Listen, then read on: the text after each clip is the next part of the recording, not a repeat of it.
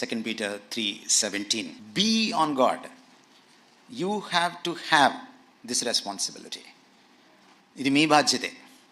And second thing, if you look at the tone of the verse Peter was talking about, it's in an imperative mood. Greek grammar లో imperative mood అంటాం. అంటే it's in the command form. You are obliged. మీకు ఇంకా వేరే మార్గం లేదు. There is no other go. You have to have this responsibility. You have it on your shoulders. ఎవరో వచ్చి మనల్ని గాడ్ చేయరు. ఇప్పుడు చాలా అత్యవసరమైన టాపిక్ ఇది. ఎందుకంటే మనకి అసత్యం ప్రబలింది ఈ రోజున. తెలుగు క్రైస్తవానికి తెగులు పట్టింది. దేనివల్ల? గొట్టం వల్ల. ఏంటి గొట్టం అంటే? యూట్యూబ్ వల్ల. గొట్టం లేని రోజుల్లో మనం దిట్టంగా ఉన్నాం. గొట్టం వచ్చింది, నాశనం చేసేసింది. గొట్టం ఊదరగొట్టేస్తున్నారు అసత్యాన్ని. అసత్యం హల్చల్ చేస్తుంది ఈ రోజున, వైరల్ అవుతుంది. అందుకనే we should be on guard. మనల్ని మనం కాచుకోవాలి.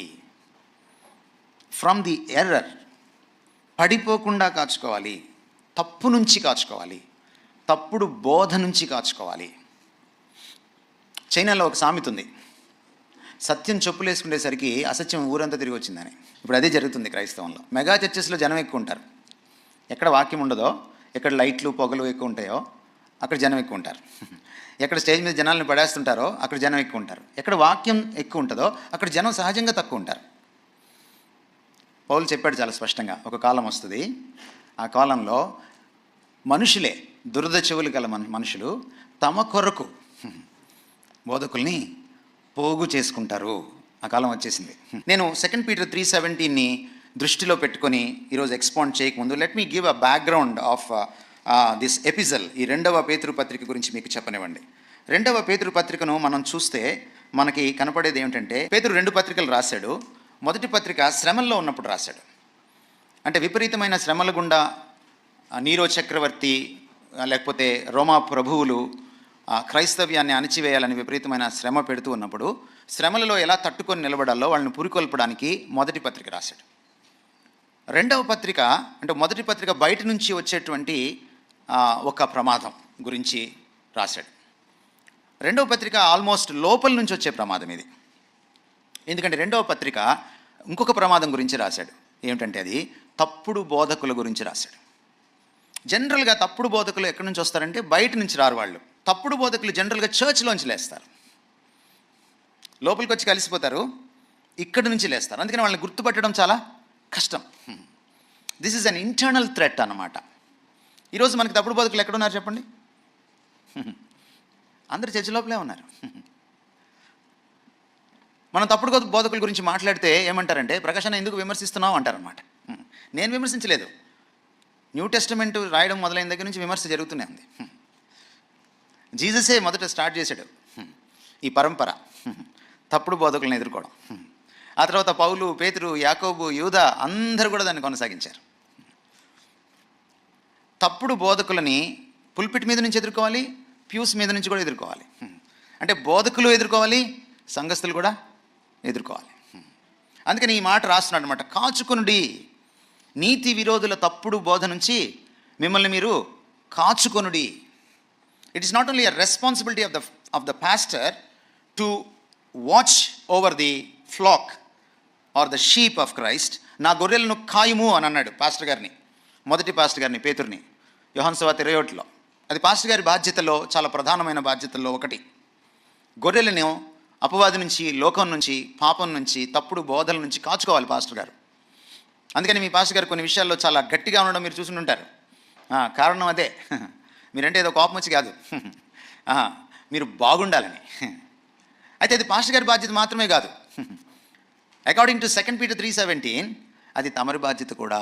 అందుకని మీరు ఇలా అంటుంటారు చూసారా, సెల్ ఫోన్ పట్టుకొని, వేలుతో జాగ్రత్త,